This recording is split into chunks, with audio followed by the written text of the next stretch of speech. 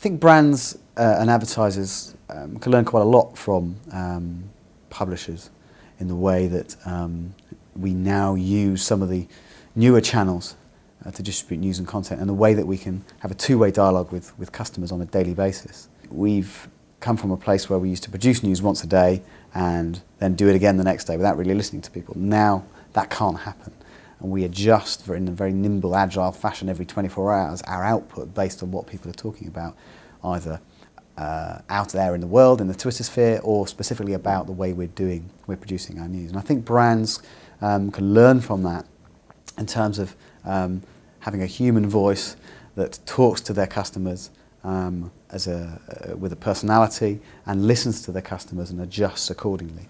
You know, one of the greatest experiences I've had on Twitter recently is with C2C, which is my rail journey, rail producer, and they basically talk to me through Twitter. I don't bother going to the C2C website. I talk to them through Twitter, and they answer me personally through Twitter. And it's a much more personal relationship with what would otherwise be, frankly, a very boring company that I feel very bad about, because it's my train producer that I pay £2,000 a year to travel on.